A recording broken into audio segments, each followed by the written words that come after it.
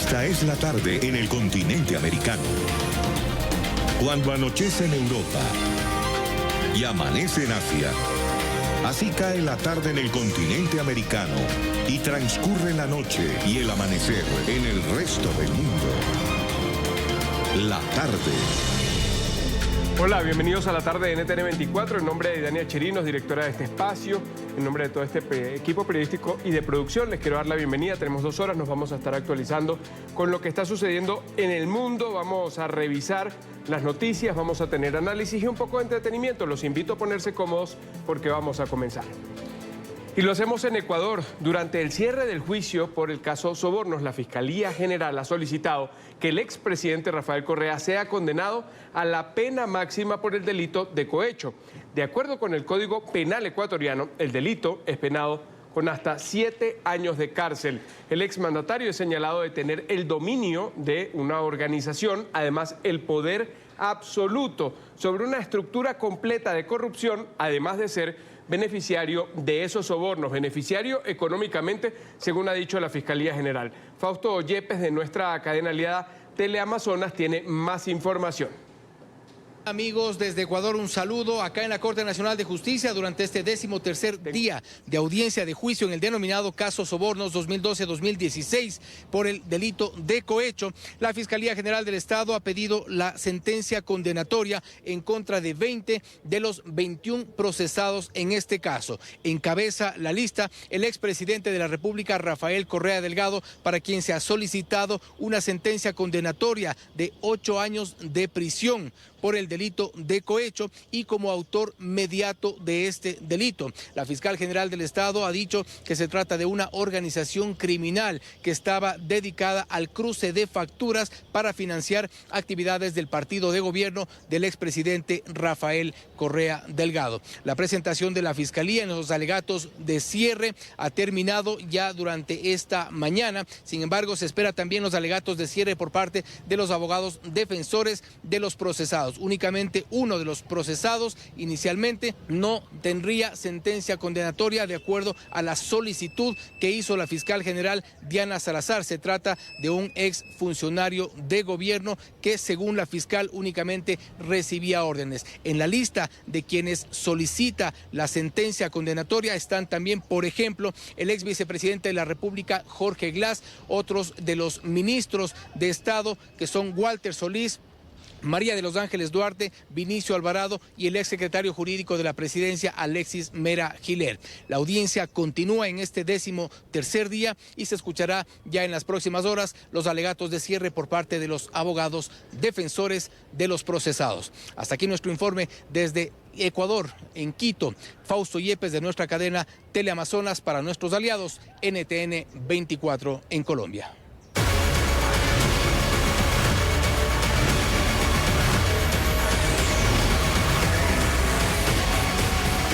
Seguimos con otros temas, este que acapara la atención y les decimos no tiene coronavirus. Hablamos del presidente de Colombia, Iván Duque Márquez. Se le ha realizado la prueba del COVID-19 para descartar un contagio. Los organizadores del foro del Comité de Asuntos Públicos Estados Unidos-Israel dijeron que el evento al que asistió el mandatario colombiano y también estuvo presente el secretario de Estado de Estados Unidos, Mike Pompeo, esta semana en Washington, pudo haber sido foco de contagio de la enfermedad.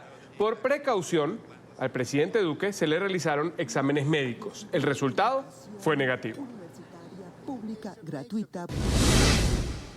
Según los protocolos del Ministerio de Salud y Protección Social de Colombia para el manejo del riesgo de COVID-19, se consideró que la exposición del presidente Duque fue igualmente de bajo riesgo. Sin embargo, dado que la salud del mandatario es un asunto de interés nacional, se recomendó realizar la respectiva prueba diagnóstica de coronavirus, cuyos resultados fueron negativos para dicha enfermedad. Mientras tanto, las autoridades sanitarias en Chile han confirmado un tercer caso de coronavirus. Se trata de una mujer, 56 años, recientemente llegó del norte de Italia. Es la primera persona contagiada de la enfermedad en la región metropolitana de Santiago, la región capital del país. El Ministerio de Salud ha informado que los síntomas de la paciente son leves. Por ello, quedará bajo vigilancia epidemiológica en su domicilio. En Ecuador se ha elevado a 13 el número de casos confirmados de COVID-19. A través de un comunicado, el Ministerio de la Salud informó que en las últimas horas 3 personas más dieron positivo en las pruebas de coronavirus.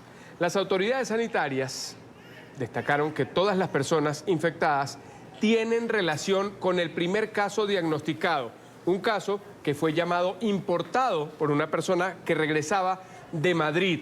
Todos ellos se mantienen en alerta ante la evolución de los contagios en territorio ecuatoriano a propósito del cerco epidemiológico que han decidido levantar para prevenir que el brote se siga expandiendo. Han dicho que luego de crear una comisión nacional de seguimiento a este caso, van a revisar minuciosamente todos los contactos que la primera persona tuvo al momento de llegar a territorio ecuatoriano procedente de España, para así determinar si alguna otra persona debe ser sometida a las pruebas, si alguna otra persona tiene que pasar al aislamiento. Esta comisión nacional que fue creada decidió y determinó, siguiendo los patrones de la Organización Mundial de la Salud y quizá haciéndolos un tanto más severos, que el tiempo de aislamiento, el tiempo de revisión minuciosa de los casos no sea de 14 días como normalmente se hace en el resto de los países, sino que sea de 3 semanas, es decir, 21 días aislados para estar completamente seguros de que o no tienen la enfermedad o que puedan seguir adelante con su tratamiento y superarlo. Precisamente los 3 nuevos casos confirmados este jueves tienen sintomatología leve y se hallan en aislamiento domiciliario. Esta es la misma situación de otras 9 personas que dieron positivo para COVID-19. La única excepción es la adulta mayor que corresponde al primer caso positivo. Ella se mantiene en terapia intensiva y con pronóstico reservado. Ecuador tiene el mayor número de casos confirmados en América Latina. Son 13 en total, a partir, lo decíamos, de una persona que llegaba desde el extranjero. Se ha creado una comisión nacional integrada por distintas autoridades nacionales y regionales para atender la situación. Una de esas autoridades nos acompaña a esta hora, se trata de Camilo Salinas Ochoa. Él es gobernador de la provincia de Los Ríos, esta provincia ecuatoriana en la que se registró ese primer caso de coronavirus. Además, lo decíamos, está integrando esta comisión nacional que ayer, por cierto, se ha reunido con el presidente Lenín Moreno. Gobernador, bienvenido a la tarde de NTN 24, gracias por estar con nosotros. Muy buenas tardes a ustedes y gracias por la invitación para poder informar sobre el tema importante aquí en el Ecuador. Lo hemos dicho, el coronavirus en Ecuador comenzó allí, un caso importado, justamente en esta provincia, en la de Los Ríos. ¿Usted nos puede recordar, a propósito de este caso, los protocolos que se activan, cómo atendieron la situación de esta paciente que llegaba desde territorio español? Por parte del Gobierno Nacional, del Ministerio de Salud Pública y nosotros como Gobernación de Los Ríos, una reunión de la Mesa 2 de Salud para poder tomar acciones de acuerdo a lo que indica la normativa de atención. ¿Cuáles son? Inmediatamente el aislamiento definitivo de todos los contactos del nexo primario, que era el paciente que tuvimos ya confirmado desde el sábado 29 en las horas de la mañana.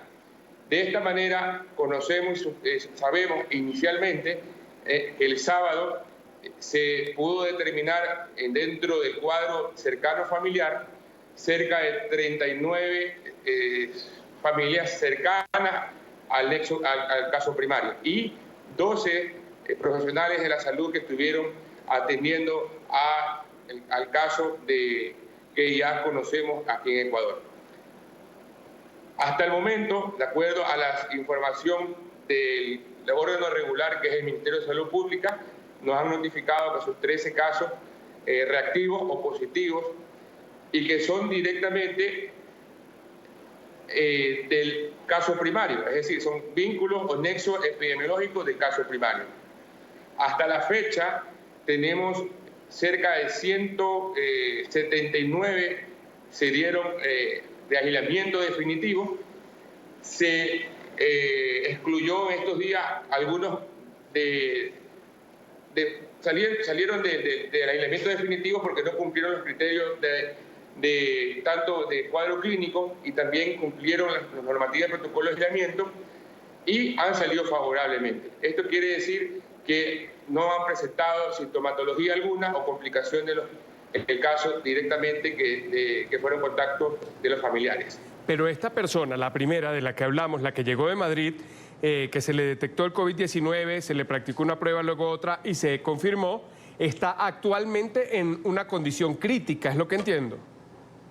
Sí, según los reportes del Ministerio de Salud Pública, que nos informa, porque hemos estado en contacto con las autoridades nacionales, tanto la ministra María Paula Romo, y ayer estuvimos con el señor presidente, en las cuales está liderando estas acciones y asimismo ha llamado a un comité nacional para estar en contacto, constante evaluación y monitoreo de este caso. Y a mí como gobernador de la provincia de Los Ríos me pidió que forme parte de este comité nacional para poder evaluar cómo se ha comportado el primer caso de coronavirus aquí en el Ecuador, principalmente en la provincia de Los Ríos y en la capital de la provincia de Los Ríos, Babahoyo.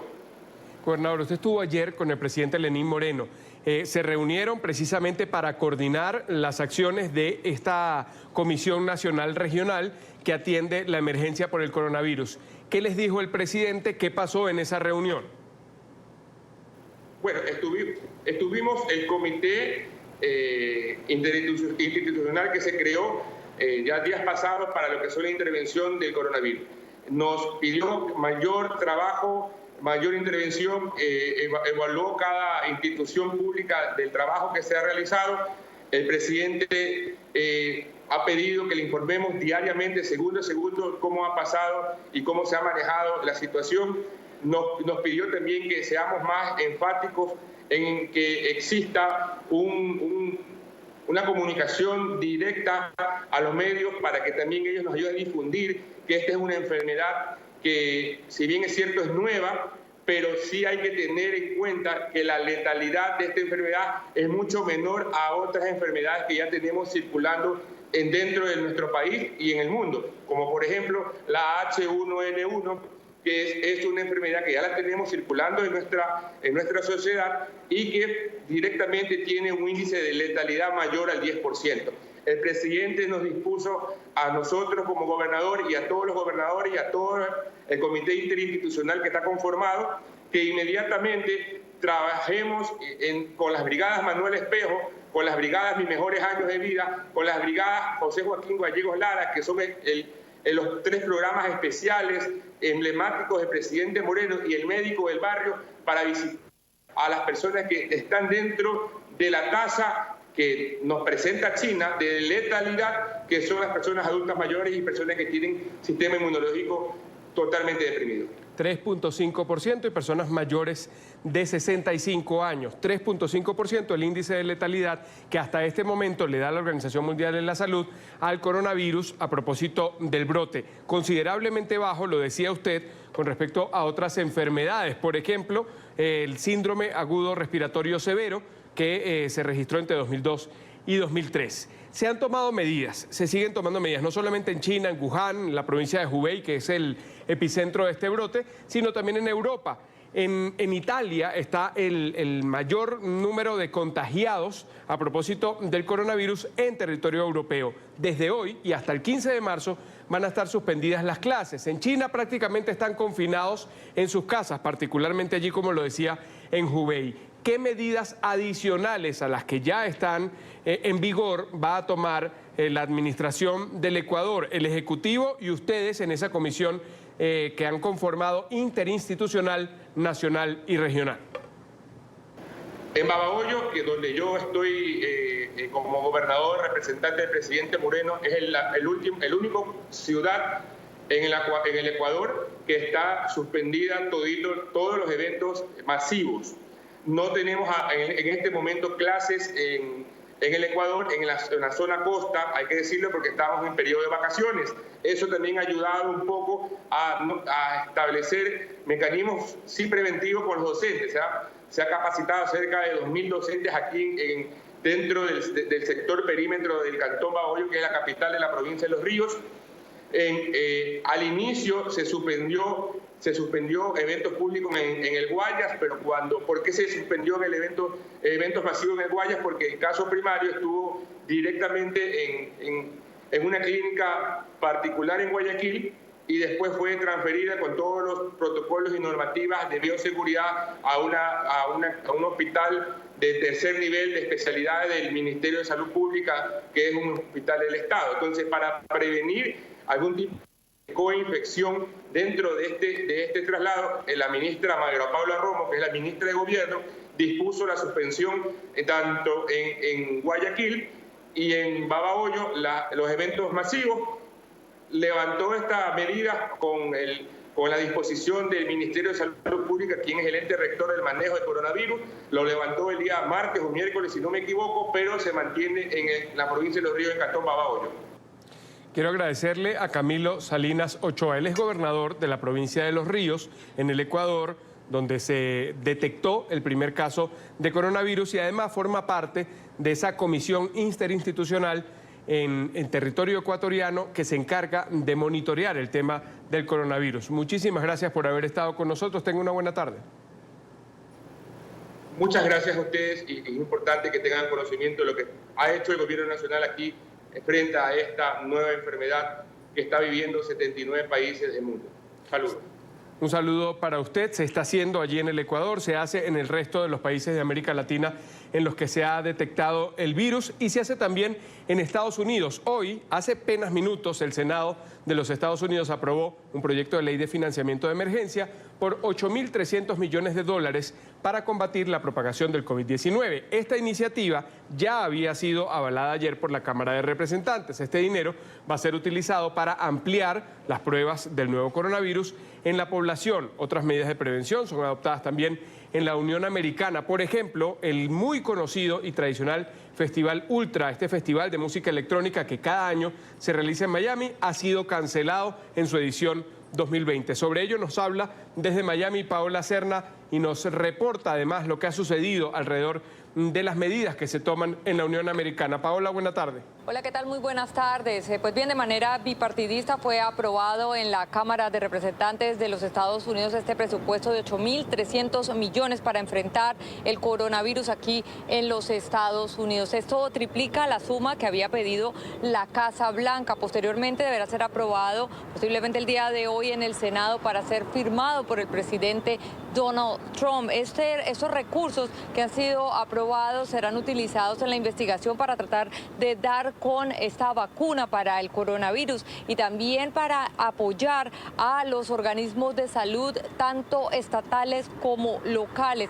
Han dicho las autoridades que también se pretende tomar medidas de precaución y de prevención con estos fondos y tener también los suficientes recursos para tener, por ejemplo, todos los insumos necesarios para que las personas se protejan. Ha habido una gran preocupación también por el impacto económico que va a representar el coronavirus aquí en los Estados Unidos. Por ejemplo, la aerolínea Southwest ha dicho que espera que cerca de 200 millones de dólares vayan a perderse debido a la cancelación de reservas aéreas. En este sentido, el vicepresidente Mike Pence advirtió que ya se ha reunido con varios ejecutivos de diversas empresas para tratar de enfrentar esta crisis debido al COVID-19. Nos hemos reunido con ejecutivos de la industria de las aerolíneas, los ejecutivos de laboratorios comerciales, ejecutivos de hogares de ancianos y nuestro equipo también se reunió con los grupos republicanos y demócratas en la Cámara de Representantes. Y nos complace saber que la Cámara de Representantes aprobó un proyecto de ley de financiación federal por un margen prácticamente unánime. Ahora pasará al Senado y la legislación implementa la visión del presidente para garantizar que no solo nuestras agencias federales tienen el apoyo y los recursos que necesitan, pero también que nuestros socios estatales y locales tienen su apoyo. Y en mis conversaciones con los gobernadores durante toda la tarde, sé que están agradecidos por el espíritu bipartidista que ha caracterizado este proyecto de ley de financiación y continuaremos trabajando en este proceso. También ha habido una gran preocupación por la suerte que enfrentan 2.500 pasajeros a bordo del crucero Diamond Princess, que deberá regresar a California, aunque ya han dicho las autoridades que no les será permitido atracar en los puertos, sí permanecerá frente a las costas de este estado. El vicepresidente Mike Pence también se manifestó al respecto. Con el tema Diamond Princess hay desafíos únicos que nuestros expertos nos dicen en un entorno cerrado de un crucero. Vamos a hablar sobre las mejores prácticas y pensé que era oportuno pasar un tiempo con personas de esa industria mientras nos reunimos con los demás en industrias de todo el país. En medio de la tensión, la ansiedad y las críticas que ha generado las muertes, la 10ª ya ocurrida en el estado de Washington, el vicepresidente Mike Pence se reunirá con el gobernador de dicho estado. También habrá reuniones aquí el fin de semana en la ciudad de Miami con miembros y representantes de la industria de los cruceros. En cuanto al sur de la Florida y particularmente en Miami, se ha dicho que será pospuesto el evento de música electrónica Ultra, en el cual llegan miles de personas de diversos países del mundo. Mañana se ofrecerá una conferencia de prensa para dar más detalles de esta cancelación. Es por ahora la información desde Miami, Paola Serna, NTN 24. Gracias, Paola. Y seguimos hablando del coronavirus. Vamos a ir a Europa. El Reino Unido comienza a sentir los efectos económicos de este brote. La mayor aerolínea nacional británica, Flybe, se ha convertido en la primera empresa británica en suspender sus operaciones de forma indefinida.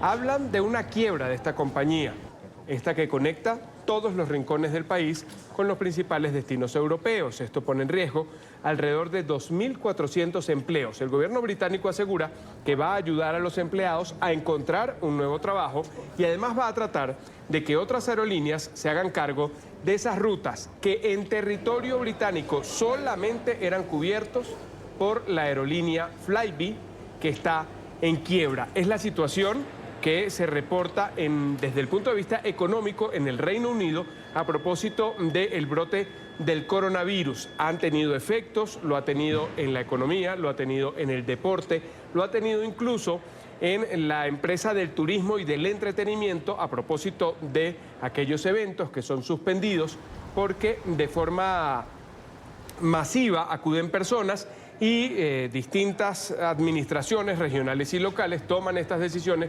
para evitar los contagios, para evitar las aglomeraciones públicas. ¿Dónde sucede? Sucede en eventos deportivos, en estadios principalmente de fútbol, que por estos tiempos están muy activos, y en su clímax en las distintas ligas de Europa. También se ha suspendido en territorio europeo, a propósito de la situación en Italia, que es una de las más graves, se han suspendido distintas carreras del ciclismo.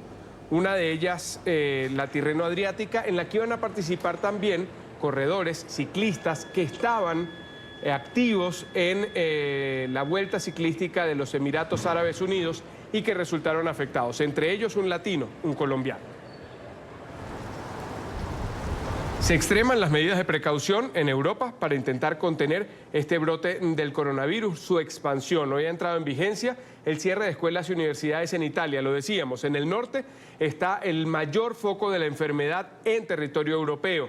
La cifra de fallecidos en territorio italiano es de 107, los contagiados ya superan los 3.000. El gobierno de España, por su parte, ha anunciado que permanece en fase de contención. Son más de 250 los casos confirmados y 3 los fallecidos en territorio de España. La noticia la amplía desde Madrid Andrés Gil. Andrés, una buena noche ya para usted. Hola, muy buenas noches. La más reciente medida adoptada por el gobierno español tras la muerte de una tercera víctima por razones relacionadas con el coronavirus es el cierre de los centros diurnos de atención a adultos mayores. Estos centros donde acuden los ancianos a recibir atención durante el día, luego en la noche vuelven a partir. Pues resulta que la mujer que murió el pasado martes aquí en Madrid estaba en uno de esos centros asistenciales, en uno de esos centros de ayuda a personas adultas, y en ese mismo centro fueron reportados otros 15 casos de contagios. Así que por eso se toma la decisión por parte de las autoridades sanitarias de cerrar por tiempo indefinido, seguramente por 1 a 2 semanas al menos, estos centros de atención a los adultos mayores en la Comunidad de Madrid. ¿Cuál es el balance? Ya se supera los 250 contagiados en toda España. La comunidad más afectada sigue siendo Madrid, con más de 70, 80 casos de contagio. Siguen bajo observación y en buenas condiciones los niños, los 4 niños que están infectados por el coronavirus aquí en España. Una niña de 16 años, un niño de 11, 2 niños de 4 años son los que están afectados. Se encuentran en sus respectivas casas, no han vuelto al colegio por estos días y el estado general de su salud es aceptable, es bueno. El gobierno español, al interior de sus ministerios, está envuelto en una polémica. La polémica porque ayer el Ministerio de Trabajo dictó una guía a las empresas en la cual sugería el teletrabajo a sus empleados. Hoy, en medio de esa controversia, Moncloa ha emitido una comunicación en la cual indica que es sanidad y no trabajo el ministerio encargado de dictar las políticas y tomar las decisiones en cuanto al manejo del coronavirus. Varios ministros del PSOE han respaldado, PSOE, partido de gobierno, han respaldado esta postura y han dicho que no es el Ministerio de Trabajo, en cabeza de la señora Yolanda Díaz, la encargada de dictar esas políticas. Precisamente hoy, el ministro de Sanidad, Salvador Illa, volvió a hablar ante los medios de comunicación luego de hacer una reunión de revisión, de seguimiento permanente al avance del coronavirus en España. Que España, si se siguen los consejos de las autoridades sanitarias, puede contener el virus. Si hay que tomar medidas adicionales, nosotros propondremos que sean compartidas y que sean las mismas en todos los países. A partidos a puerta cerrada en los que participen equipos que provengan de zonas de riesgo, bueno, si podemos adoptar esta medida coordinadamente, pues mucho mejor, ¿no? El Ministerio y de acuerdo con las comunidades autónomas estamos tratando de ver los mecanismos de difusión de las medidas de protección que tiene que utilizar la gente. Básicamente, las hemos dicho siempre, la higiene de manos, la etiqueta respiratoria, el control de los casos sintomáticos, que todos estos mensajes lleguen de forma especial a esos grupos de riesgo. Y mientras España todavía no toma ninguna decisión en cuanto a suspensión de clases en colegios y universidades, pues lo considera todavía innecesario, pues en Italia desde hoy empezó a regir esa prohibición. Italia cerró los colegios y las universidades y lo hizo por lo menos hasta el 16 de marzo. Esto como medida preventiva para frenar un poco la expansión del contagio. Ya van más de 150 muertes reportadas en Italia. Así lo informaban sus autoridades. Saldremos de esta situación y esta emergencia juntos. Podremos superar este problema y mostrar todo nuestro valor. Cuando termine esta emergencia miraremos hacia atrás y estoy convencido de que estaremos orgullosos de cómo el país lo ha enfrentado. Finalmente tengo que informarles que Suiza también reportó hoy la muerte de una persona por razones relacionadas con el coronavirus. Mañana temprano España, a través de sus autoridades sanitarias, de su gobierno, volverá a evaluar la situación, a ver si es que hay que tomar medidas un poco más drásticas. Y siguen firme. La próxima semana será a puerta cerrada el partido de la Champions. Gracias por seguir con nosotros. Información política en Estados Unidos. Finalmente la senadora Elizabeth Warren ha abandonado la carrera por la nominación presidencial por el Partido Demócrata. Los malos resultados del llamado supermartes esta semana habrían sentenciado el retiro de esta aspirante, que se suma a la decisión de Michael Bloomberg de abandonar su postulación. Estas dimisiones dejan la candidatura demócrata prácticamente en un mano a mano entre el ex vicepresidente Joe Biden y el senador Bernie Sanders. Bueno, sabes, una gran parte de toda esta decisión es pensar en todas las personas que cambiaron sus vidas para ser parte de esta campaña. Todas las personas que se mudaron, que trabajaron por largas horas, renunciaron a sus trabajos, tomaron ausencias de sus escuelas para estar aquí. Hay que pensar en lo que funciona para ellos. Esto no se trata de mí, esto se trata de muchas personas que fueron parte de esto. Seguimos, el gobierno de los Estados Unidos va a retener el dinero destinado a las llamadas ciudades santuario, así lo ha anunciado a través del Twitter el presidente Donald Trump. El mandatario se escuda en el fallo judicial que conocimos la semana pasada de la Corte de Apelaciones del Segundo Circuito, que estableció que el gobierno federal puede retener esos fondos de seguridad que son claves para estas ciudades porque sus fuerzas de seguridad no están cooperando con las autoridades migratorias. Si algún gobernador o algún alcalde no respalda la política de mano dura contra la migración, Donald Trump le podría retener sus recursos. Según el reciente fallo de la Corte Federal, el gobierno federal retendrá los fondos de ciudades santuario. Deberían cambiar su estatus y pasar a llamarse ciudades no santuario. No protejan a los criminales. En 15 días se van a realizar las elecciones a secretario general de la Organización de Estados Americanos. Se siguen escuchando las propuestas de los postulados. Hoy Luis Almagro se ha defendido de las acusaciones de haber polarizado a la OEA por la cuestión de Venezuela. El secretario general del organismo que aspira a la reelección participó hoy en un foro con organizaciones de la sociedad civil en Washington. Estaban allí presentes también los otros dos aspirantes a este cargo, la ex canciller ecuatoriana María Fernanda Espinosa y el diplomático peruano Hugo de Cela. En 2 semanas está prevista la votación de los países. El 20 de marzo, Gustavo Alegret, director periodístico de NTN 24 en Estados Unidos, tiene el reporte. Gustavo, muy buena tarde. Saludos, muy buenas tardes. Para continuar al frente de la Secretaría General o ser elegido, los candidatos necesitan 18 votos de los países de los 34 países que forman parte de este organismo hemisférico. La votación se producirá ese viernes 20 de marzo, en unas 2 semanas, como decían, y en estos días previos se están produciendo estos eventos de relación con organizaciones, con sociedad civil. Hoy los 3 candidatos, el que busca la reelección y los aspirantes, han dialogado y han aceptado preguntas de esas organizaciones. Los candidatos han hecho una defensa de sus programas. Dicen que quieren una OEA joven, dinámica, pero que le ponga atención a temas sociales. Particularmente los 2 aspirantes que quieren que Luis Almagro no continúe han pedido que la OEA no esté tan polarizada. Ha sido muy controversial la presencia de la OEA en los últimos años.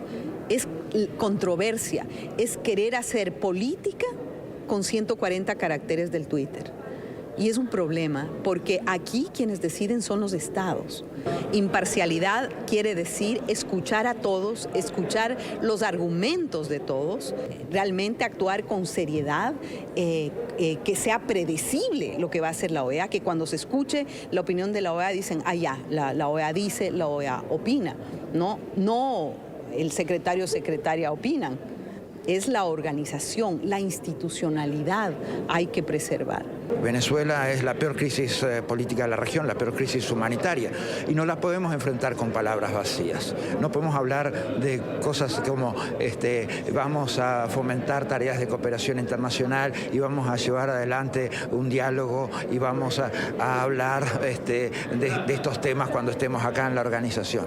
No, definitivamente se tienen que enfrentar con la determinación que dan obviamente los principios y valores fundamentales de los instrumentos del sistema interamericano. ¿Está en riesgo que baje la intensidad de la crisis en Venezuela y la atención que le ponga la OEA si Luis Almagro no es reelegido? Mire, no personalicemos nunca, porque acá hay un trabajo de países que no van a permitir que el tema Venezuela nunca caiga. En el año 2015, Luis Almagro consiguió 33 de los 34 votos de los países que forman parte de la OEA. Hoy la votación estaría más ajustada. Fuentes próximas a la Secretaría General aseguran que cuenta con el favor, el apoyo de entre 18 y 21 países. Pero esto se sabrá en la votación del 20 de marzo, una votación que, por cierto, es secreta. Allí María Fernanda Espinosa es quien espera conseguir esa posición, conseguir esos votos, y para eso ha sido presentada por Antigua y Barbuda y dice que va a cortejar a los votos del Caribe, los países del Caribe que acostumbran a votar en bloque, de manera unánime. Las mismas fuentes consultadas por NTN 24 aseguran que ese bloque ya no es tan unánime como lo fue en el pasado. La gran incógnita es Hugo de Cela, es un diplomático peruano que muy pocos conocen, pero que él insiste que sí tiene los votos y sí tiene la posibilidad de ser secretario general.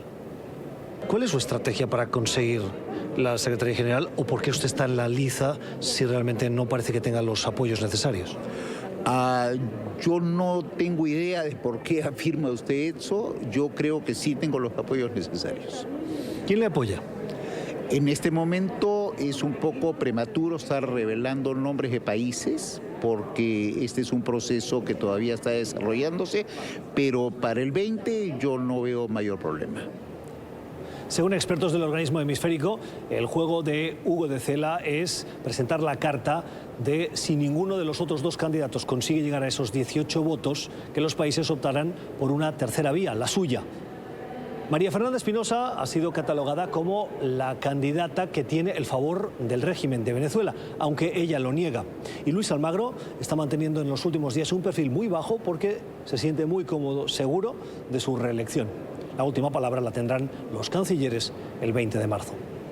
Desde Washington, en la sede de la OEA, Gustavo Alegret para NTN 24. Muy buenas tardes. Buenas tardes. 15 días calendarios, Gustavo, para conocer quién se va a quedar con la responsabilidad de dirigir este organismo del hemisferio. Tiempo de una nueva pausa aquí en la tarde. Al volver, hablamos de Venezuela, del sistema eléctrico. Un año después de ese primer gran apagón del año 2019. Le sucedieron muchos más. ¿Cómo está hoy la situación del sistema eléctrico nacional? ¿Cómo está la situación de los ciudadanos que padecen porque lo extraordinario es tener luz?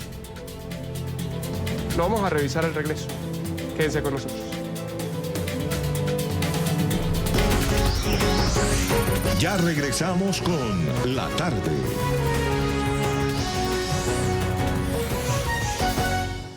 Seguimos, son las 6 de la tarde, 5 minutos en territorio venezolano, donde se cumple ya un año de ese primer gran apagón del año 2019 que dejó todo el país a oscuras.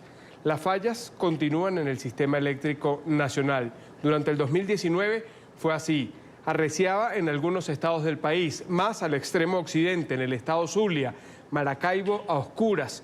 Una ciudad con sensación térmica de alrededor de los 45, 47 grados centígrados, en las que los ciudadanos no pueden contar, por ejemplo, entre otras cosas, con un aire acondicionado, con un ventilador, un abanico, según se diga en cada uno de los países. Allí es más grave la situación. En Caracas se siente un poco menos, sin embargo, las estaciones del metro de la capital venezolana se vieron obligadas a paralizar sus actividades. Durante una semana no hubo clases, se declaró no laborable. Las personas no acudían a sus sitios de trabajo en la capital porque muchísimas de las urbanizaciones se quedaron sin luz, completamente a oscuras. Los ciudadanos reiteradamente hablaban del peligro que esto representa, no solamente por la imposibilidad de tener acceso a algunos o tener en funcionamiento algunos de sus electrodomésticos, sino también por lo que representa en la movilidad. No había metro, que es el principal sistema de transporte en la capital de Venezuela, y se sumaba el tema de la inseguridad. ¿Cuánto le costaba a un ciudadano, hablando solamente de Caracas, desplazarse por una ciudad a oscuras, sin postes de luz que funcionaran, sin que tuvieran la claridad de por dónde iban a transitar, quién estaba alrededor y si los integrantes de estas bandas delictivas que operan en la ciudad podían hacerlos víctimas de sus fechorías? Con el resumen de lo que pasó en el 2019 y lo que hoy pasa con el sistema eléctrico nacional, vamos a verlo ahora en este reporte de Oliver Fernández. Ciudadanos que deben caminar por horas para llegar a sus puestos de trabajo o a sus hogares. Todo atenta en contra del desarrollo del país. A mí y a todo el mundo nos ha afectado en el sentido de que perdemos tiempo. Por lo menos hoy es un día donde no se puede trabajar. He caminado varios bancos, en algunos hay luz y en algunos no hay luz. Y en el que hay luz no hay efectivo. Entonces, la parte también de los aparatos eléctricos que se nos dañan. O sea, son días completamente improductivos. Por la cuestión de que no se puede trabajar, no se puede, porque se fue la luz, la odontología no trabaja, todas esas cuestiones, o sea que tranca todo. De diferente manera, porque todo lo que íbamos a hacer no lo podemos hacer, porque la luz es esencial para todo. Estaba haciendo una diligencia por un médico y no puede verme. Tras un año del apagón, las pérdidas son millonarias. Solo en el año 2019 se registraron 67.260 fallas. Las pérdidas a nivel residencial, que es lo que nos compete, oscilan en los 41 millones de dólares, porque ayer nos terminaron de dar los cómputos que reflejó el año 2019. ¿Quién indemniza las pérdidas a los usuarios? La capacidad instalada para generar electricidad para todo el país no se corresponde con lo que llega a los hogares venezolanos. La situación nacional básicamente es la misma.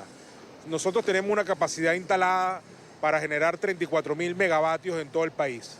Sin embargo, apenas se están generando poco más de 10.000 megavatios y el país demanda por lo menos 25.000.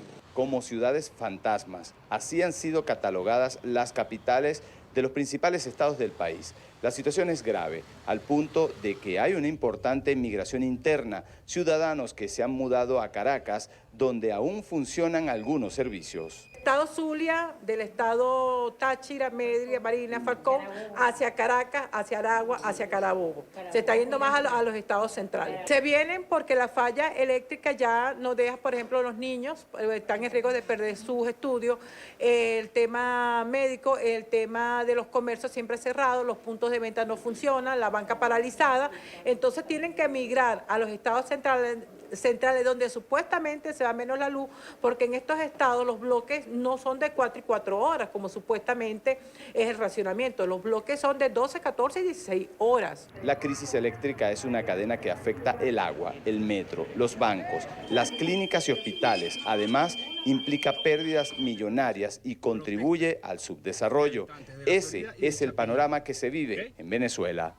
A un año de haberse registrado el gran apagón en todo el territorio venezolano, la situación, según los expertos, no ha cambiado. Tampoco hay políticas públicas para reparar al sistema eléctrico nacional. Es la información que manejamos desde Caracas. Continúen con más de la tarde de NTN 24. Gracias, Oliver. El 7 de marzo, el 8 de marzo, el 21 luego, hasta agosto se volvió a registrar otro apagón. Y eso hablando de los que son interrupciones del servicio masivas en todo el país. Pero lo escuchábamos en la nota, lo decíamos antes, hay estados de Venezuela en los que por 16 o 18 horas no tienen servicio de energía eléctrica. En las noches, algunas calles se ven así, a oscuras, desoladas. Mucho temor en la población de salir a las calles o de regresar de sus trabajos muy tarde a casa a propósito de esta situación. Este es un tema sobre el que vamos a seguir, es un tema que vamos a continuar analizando. Solo debemos cumplir con una pausa comercial. En solo segundos regresamos con más.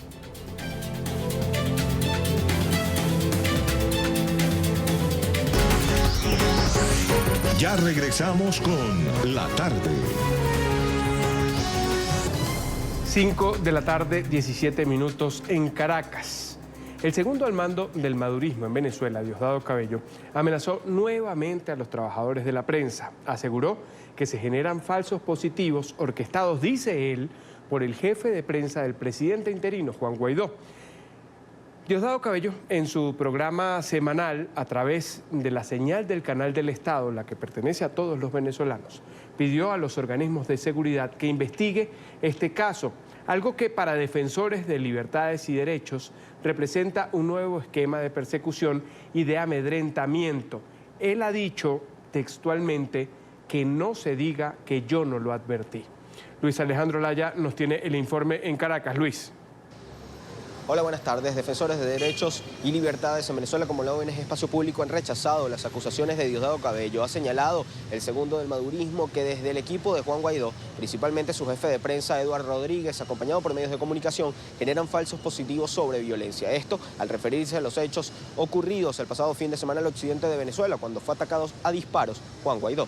Hay una relación de causa-efecto entre mencionarse o hacer esa mención y lo que ocurre ulteriormente. En Venezuela hay una nueva política de persecución contra los medios de comunicación y los periodistas. Así lo evidencian defensores de la libertad de expresión, quienes rechazaron los señalamientos que realizó el miércoles Diosdado Cabello contra medios de comunicación, a quienes acusa de publicar falsos positivos creados por el equipo de Juan Guaidó. Con relación al falso positivo del pasado 29 de febrero de 2020, montado por la derecha criminal venezolana y difundido a través de los medios de comunicación libre en los laboratorios de guerra sucia, dirigido por el palangrista Eduardo Rodríguez Jiménez, alias Cabezón. Aseguran que esto se ha vuelto una política y un patrón en el que una alta figura del régimen de Maduro, bien sea Diosdado Cabello o alguno de los ministros, se pronuncia contra los medios o periodistas y posteriormente se producen agresiones o detenciones contra ellos. Casos como los de Luis Carlos Díaz, acusado de generar los apagones, o Pedro Jaimes por publicar información en Twitter,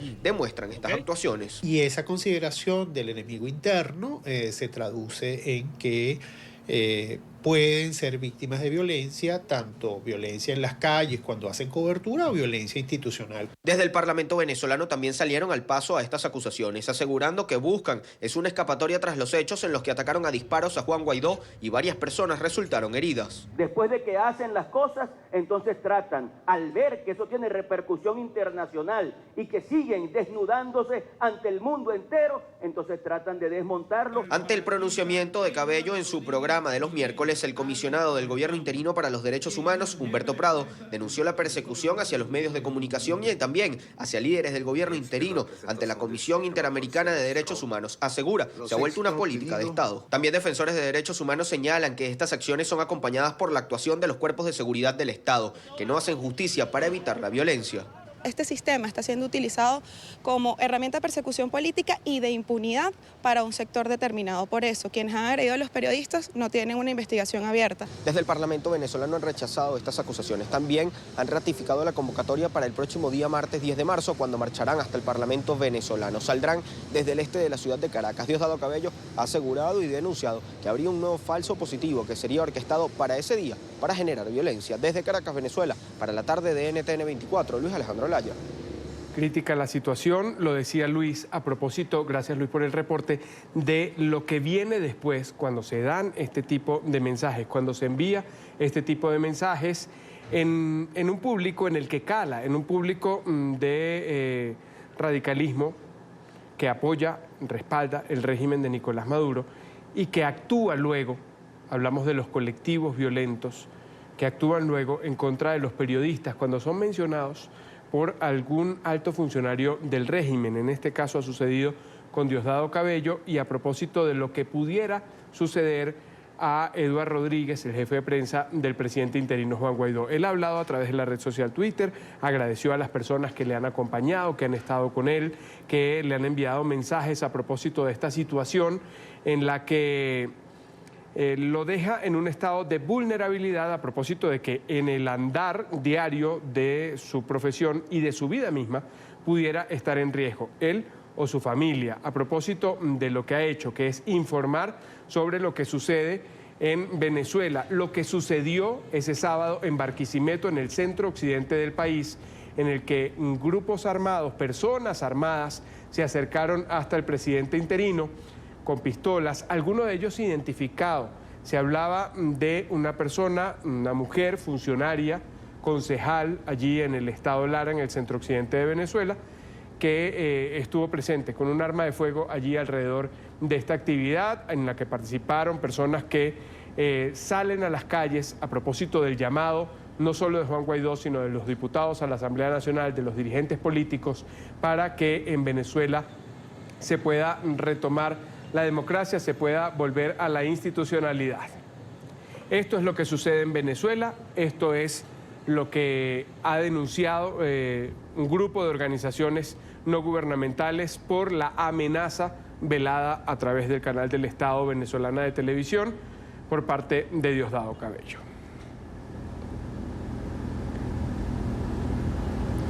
Vamos a pasar a otros temas. Continúa la crisis política en Costa Rica. En la noche del miércoles renunció el ministro de la Presidencia, Víctor Morales Mora, involucrado en una investigación por su supuesta participación en una oficina de análisis de datos que operaba en la Casa Presidencial. En la carta que fue entregada por Morales, afirmó que la dimisión se debe a que el Congreso actualmente evalúa una moción de censura en su contra y se adelanta una investigación tras la creación de la Unidad Presidencial de Análisis de Datos. La renuncia del ministerio o del ministro se da después de que la Defensoría de los Habitantes, un órgano adscrito al Poder Legislativo, presentara un informe que concluyó que el ente sí tuvo acceso a información privada de los costarricenses. El viceministro de Hacienda, Juan Alfaro, el viceministro de Planificación, Daniel Soto, también han renunciado por situaciones relacionadas con el funcionamiento y la creación de la Unidad Presidencial de Análisis de Datos. No tendré la aceptación y comunicación necesarios y adecuados con los miembros del Poder Legislativo para promover con éxito en ese ámbito las iniciativas del Gobierno de la República. En razón de lo anterior, señor presidente, le presento mi renuncia al cargo de ministro de la Presidencia, efectiva a partir de hoy. La operación de todo lo relacionado con datos e información se ha detenido. No hay ningún funcionamiento de eso ya y ese grupo de trabajo ya no genera trabajos en Presidencia. Casualmente, parte del pedido al equipo es plantear cómo debería ser esto replanteado ante la ciudadanía con mecanismos de diálogo, con protocolos y con otro tipo de salvaguardas que generen la confianza, porque, como hemos también manifestado, el análisis de datos, de información, es clave para hacer buena política pública. Vamos a retomar el tema de Venezuela. Lo decíamos en el segmento anterior, se cumple un año de ese primer gran apagón del 2019, en el que prácticamente todo el país quedó a oscuras. Una falla en el sistema eléctrico nacional, atribuida por voceros del régimen a un sabotaje, dejó así las calles, no solo de Caracas, la capital, sino de varias ciudades en el interior, a oscuras. Sobre este tema vamos a hablar con Winston Cavas, es ingeniero electricista, presidente de la Asociación Venezolana de Ingeniería Eléctrica y Mecánica del Colegio de Ingenieros de Venezuela. Gracias por estar con nosotros, gracias por dedicar estos tiempos, trasladarse hasta acá para poder hablar de esta situación que parece no se arregla. Bienvenido.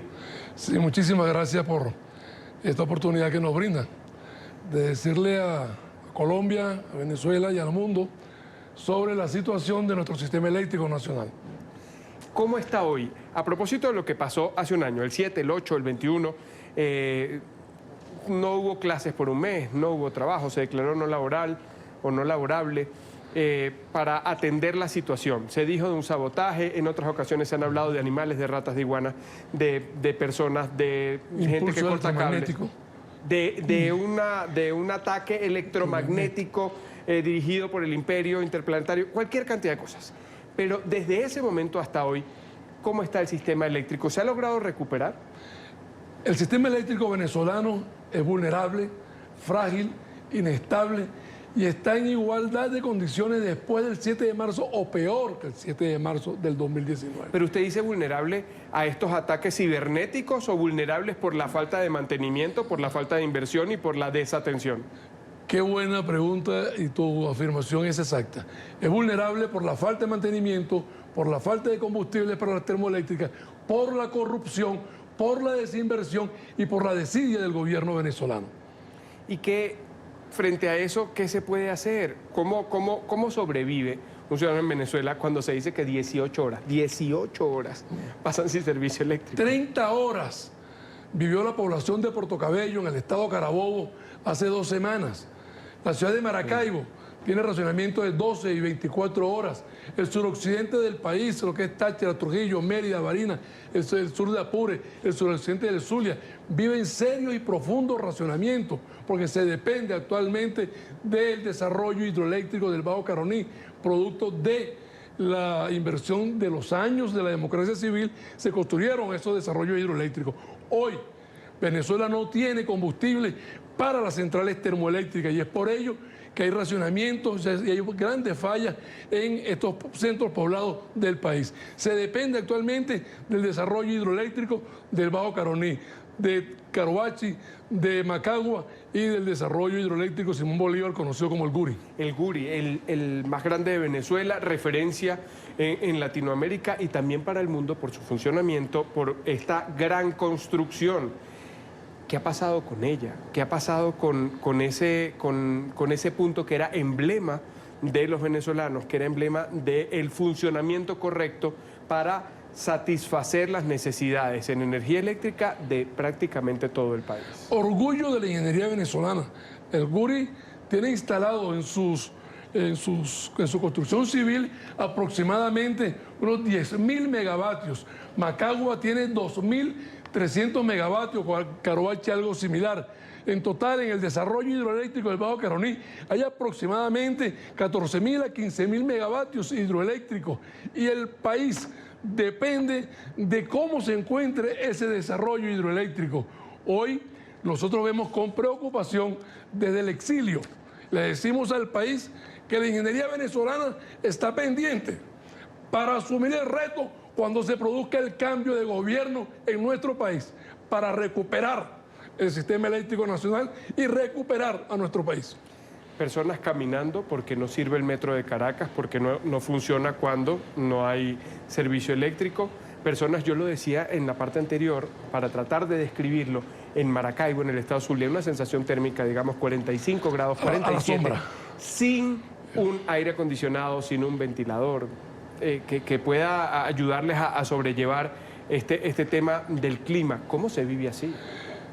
Bueno, hay que darle un voto de confianza a esos ciudadanos zulianos que viven en esas condiciones, con esa penuria, porque hay que ver lo que es estar en Maracaibo a las 3 de la tarde, 12 del día, con ese sol inclemente y sin un aire acondicionado que le produzca una calidad de vida. O sea, allí en Maracaibo vive el drama, ahí reside el drama de nuestro sistema eléctrico nacional. Allí hay instalado aproximadamente 2.250 o 2.300 megavatios y solo funcionan a duras penas 300 megavatios termoeléctricos, de 2.300 megavatios. Y en estos momentos subió un poquito la generación termoeléctrica, producto de una explosión en Planta Centro, donde una turbina que se instaló con defectos, debió producir 600 megavatios, producía 300 y explotó en estos días. Allí hay un ahorro de gas. ¿Por qué pasa eso? Por falta de mantenimiento. Pero no hay gente con pericia en la electricidad, en la ingeniería eléctrica en Venezuela, que pueda llevar adelante estos, que no son soluciones definitivas, que son soluciones momentáneas, que son paliativos, pero que se puedan hacer por lo menos para que funcione. ¿O es que no pueden hacer nada frente a que le dicen esta es la turbina que tienen que instalar y que no cumple con los requisitos mínimos? Peor que eso, ante la crisis económica que vive el país, los ingenieros, electricistas, mecánicos, industriales, electromecánicos, que percibían un sueldo miserable de 3, 4, 6 dólares, en el mejor de los casos, se fueron del país. Hoy ya no están en Venezuela, hoy viven en Colombia, en Argentina, en Chile, en Uruguay, y aquellos que trabajan en esa área ganan entre 2.000 y 3.000 dólares. Igualmente los técnicos, esos técnicos que ha costado muchísimo tiempo en formarlos, en prepararlos, en adiestrarlos, se han ido del país. Hoy Corpoelec tiene un déficit de aproximadamente el 70% de mano de obra calificada. Es por ello que no se le hace mantenimiento a nuestras instalaciones, a nuestras plantas termoeléctricas e hidroeléctricas, igualmente con el metro de Caracas, CanTV y todas esas grandes industrias que hubo en el país. Que fueron nacionalizadas. Que fueron nacionalizadas y que por los malos sueldos esos profesionales se fueron del país. Y es por ello que hoy no se le hace mantenimiento. Fuga de cerebros. Fuga de cerebros, que al país le costó muchísimo dinero y recursos formarlos. Y hoy están en otros países dándole su experiencia, su conocimiento para que ellos tengan una buena calidad de vida. No se hace mantenimiento en nuestras centrales termoeléctricas y hidroeléctricas, ni tampoco en las líneas de transmisión. Pero lo que es peor, en distribución, en su sistema de distribución, ya esos equipos se les cumplieron su vida útil de funcionamiento. Es decir, ¿podría estar peor la situación? Claro que está peor. Se puede. Pero podría estar, en el futuro podría estar peor. Va a estar peor. Y cada día que transcurre en nuestro país, nuestro sistema eléctrico sigue presentando fallas y averías. Hay un severo racionamiento en todo el país, de racionamiento de 12, 15 y 20 horas. Ocurrió en Portocabello, 30 horas. Sin servicio eléctrico. Ocurre en Mérida, en Táchira, en Trujillo, en Barinas, en el Zulia. En todo el país hay un racionamiento y no se le explica al país la verdadera situación de nuestro sistema eléctrico nacional. Y cuando se le explica, y usted estuvo inmerso en ese caso, tristemente hay que decirlo, usted, su familia, a propósito de eso, decirlo para muchos en el régimen de Maduro es ser parte de esa conspiración para afectar el sistema eléctrico y no un llamado para que se hagan las cosas bien, y los persiguen, los intentan detener, tienen que salir del país, tienen que irse porque de lo contrario, por decir lo que está pasando, pudieran terminar presos. Sí, mira, yo no sé qué va a decir Diosdado Cabello en los actuales momentos ante el país. ¿A quién le va a echar la culpa? ¿Otra vez a la iguana? ¿Al impulso electromagnético? ¿A la malla? a Donald Trump o al ingeniero Winston Cavas, que se le escapó hace 8 meses, porque si no estuviera preso, quizás estuviera muerto. Recordarlo que tuvo que salir a través de la frontera, que tuvo que pasar penurias para poder estar a salvo, y afortunadamente lo está, porque usted lo ha dicho, está presto para que en el futuro, si hay un cambio en la situación política, se pueda restablecer el sistema eléctrico nacional, orgullo de los venezolanos, y que satisfaga las necesidades que tienen todos los ciudadanos. ¿Cuánto tiempo se necesitaría para eso después de que se inicie un proceso de rehabilitación? En nuestros cálculos, allí en el Colegio de Ingenieros de Venezuela, hace 4 o 5 años veníamos pensando y evaluando el comportamiento del sistema eléctrico. Nosotros estimábamos que entre 5 y 8 años se pudiera recuperar nuestro sistema eléctrico para llevarlo a los niveles de 1998. ¿No aumenta ese tiempo, ese lapso, si usted hizo ese cálculo hace 5 años y me dice que 5 años después la situación está mucho peor? Claro, entonces ya estaríamos hablando de casi 13 años para recuperar nuestro sistema eléctrico nacional. Pero tenemos una gran ventaja comparativa, apreciado amigo. Nosotros tenemos una clase profesional de ingeniería, jóvenes estudiando en nuestras universidades que tienen, mi escuela de ingeniería eléctrica tiene más de 50 años, la de la central también tiene más de 50 años, con penurias, con calamidades. Esas escuelas están abiertas para producir los profesionales de la ingeniería que el país necesita. Están las escuelas privadas, las universidades privadas, que también producen esos profesionales. En otras palabras, los jóvenes, los mayores y los más mayores, vamos a decirlo así, estamos en capacidad de asumir ese reto. ¿Y mientras tanto? Hay que resistir. Mientras tanto hay que resistir hasta salir de este gobierno que ha llevado al país a la postración. Resistir para no caer en la tentación de sucumbir ante ellos y el dinero. Resistir para mantener la moral, para sacar el país adelante. ¿Y usted cree que si pasa un tiempo más, usted me ha dicho que la última estimación la hizo hace 5 años, si pasaran 5 años más? No queda país. No queda país. Y eso hay que decirlo con bastante propiedad. Da pena y dolor ver desde el exterior cómo están deteriorados nuestros servicios públicos.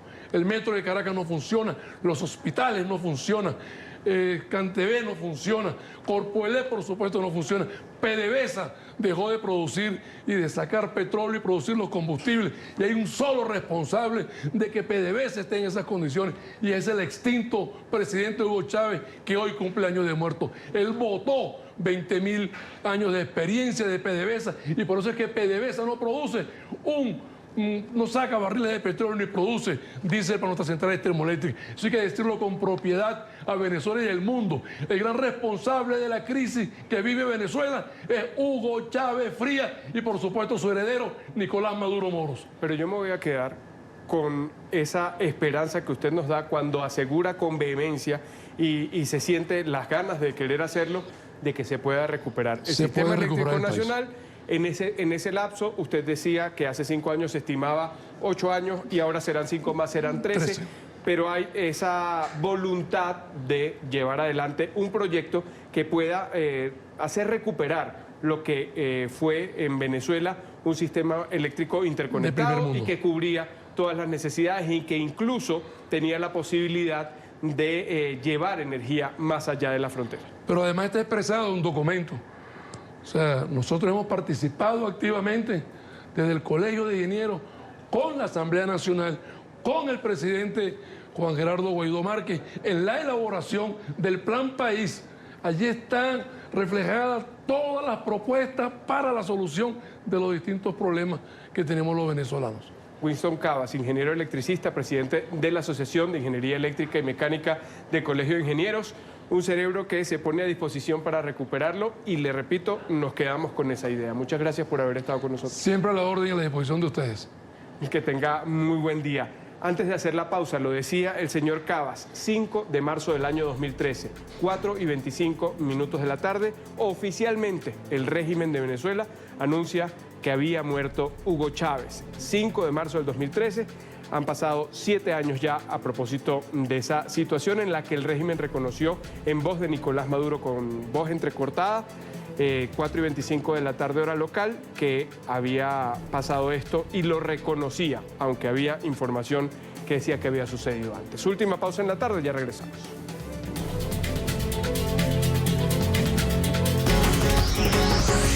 Ya regresamos con La Tarde.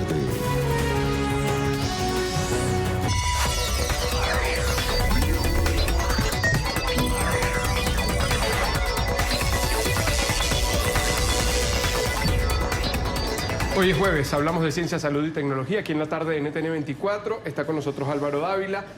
Trae siempre sus juguetes y aquí conversamos bien sabroso en la última parte del programa. Y yo iba a contarles algo, una anécdota. Yo olvido todo en todas partes.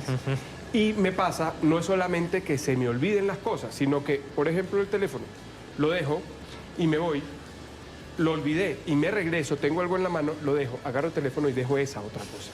Entonces, es complicado. Y Álvaro nos ha traído un regalo para tratar de que no se nos pierdan asunto. las cosas. Por lo menos las vuelva a encontrar. Yo le decía a Álvaro, ojalá las llaves tuvieran teléfono, entonces yo poderlas llamar para saber dónde están. Bueno, así como tú lo dices, esto es, lo voy a mostrar acá un segundo, ahí lo tengo. Esto se llama Tile y es un rastreador. ¿Para qué sirve? Como tú lo decías, esto se lo ubicamos a las llaves, al teléfono, incluso se lo podemos ubicar a la mascota si queremos como saber dónde está la mascota o si la vamos a sacar y, por ejemplo, estamos en un parque y se nos va la mascota, podemos rastrear la mascota. Entonces, es, digamos, hasta los niños. Para los niños, también muchas personas lo utilizan incluso, por ejemplo, para digamos, saber y poder, digamos, maniobrar con algunos de los dispositivos o productos que generalmente tienen en las manos. Por ejemplo, un tablet. Tú, por ejemplo, estás con tu tablet, lo pones ahí al lado del sofá y se te olvida, se te refunde y no sabes dónde está. Simplemente a través de una aplicación, tú rastreas el dispositivo y él además tiene una alarma sonora. Aquí entra uno de los puntos más importantes y es que no solamente es que él te da la ubicación dentro del smartphone o el iPad en este caso, sino que también te permite escucharlo. Entonces tú le das buscar y él empieza a emitir una señal, una alarma sonora y tú puedes identificar el dispositivo y saber exactamente dónde está ese dispositivo. Ahora, hay algo también, digamos, muy interesante y es que hay varias versiones. Esa que tú tienes es una versión que es como una especie de botón, se llama Tile Sticker, pero también hay una versión que es en forma de tarjeta y se lo puedes poner, por ejemplo, a las billeteras, o hay otra versión... A las llaves del carro, esas se pierden siempre. Exactamente, hay otra versión que es cuadradita y se lo puedes dejar incluso al carro y cuando... Yo no sé si a ti te ha pasado, pero dejas el carro, por ejemplo, en un parqueadero de un centro y no comercial. sabes dónde está, pues esto tiene casi un rango de 40 a 60 metros, entonces tú puedes ir buscando el vehículo y además por GPS te da la última ubicación. La alarma para dónde claro. lo Entonces, en realidad sí es un dispositivo muy interesante, muy fácil de usar y que pues realmente sí da una facilidad de uso que facilita pues... perdón la redundancia, a la gente la posibilidad de encontrar todos sus objetos perdidos. A la gente olvidadiza como yo. También vamos a hablar de la MacBook Pro, la tiene allí... Sí, esta es el MacBook Pro de 16 pulgadas, se lanzó el año pasado, estuvimos haciéndole distintas pruebas. Es, digamos, un dispositivo enfocado en creadores de contenido, realizadores, editores, personas que tienen mucha capacidad, personas que tienen, digamos, un alto tráfico de edición o un flujo muy grueso para manejar información. Entonces estamos hablando de una máquina que tiene 16 GB de RAM, 1 TB de almacenamiento interno, tiene además algo muy interesante y es que a pesar de su tamaño, pues la pantalla es de 16 pulgadas, pero reduce el tamaño de los bordes y da un campo de visión mucho mayor para la persona que está editando. Viene además con el nuevo sistema operativo que es Catalina. Dentro de este sistema operativo viene una función muy interesante que se llama Sidecar y si tú tienes también un iPad, entonces se te convierte el iPad en un segundo monitor. Por ejemplo, lo que vemos en las salas de edición que tienen 2 monitores, aquí lo vamos a poder hacer con el iPad y con el MacBook. Entonces, si nos damos cuenta, sí es un equipo que ofrece una facilidad y una posibilidad de manejar mucho trabajo en poco tiempo. Ahora, una de las cosas más importantes cuando uno está editando, pues a mí me gusta editar mucho video, es el render cuando tú manejas muchos efectos. Ese render generalmente se demora mucho tiempo y en algunas máquinas se recalientan, otras máquinas pues digamos se traban, otras máquinas no te dan la capacidad. Este es un equipo que perfectamente te va a dar esa capacidad de render en poco tiempo y además cuenta con unos ventiladores mucho más grandes que dan una refrigeración mucho mayor a la máquina y no se te va a quemar. Esto es para los amantes de estos videos, de estos largos videos, pero los que quieren poner historias más cortas, ahora hay más facilidades. Lo teníamos en el Instagram, lo teníamos en el Facebook, ¿y ahora? Y ahora lo vamos a tener en Twitter. Fue una noticia, y todavía está, digamos, en tendencia, y es que Twitter entra dentro de este nuevo esquema, entra dentro de este esquema de manejar historias dentro de la red. Ya lo tenía en su momento Snapchat, después llega Instagram y lo populariza. Entra Facebook y también lo tenemos en WhatsApp como forma de estados. Entonces faltaba Twitter, entra en ese momento, no está disponible en todo el mundo, está inicialmente disponible en Brasil.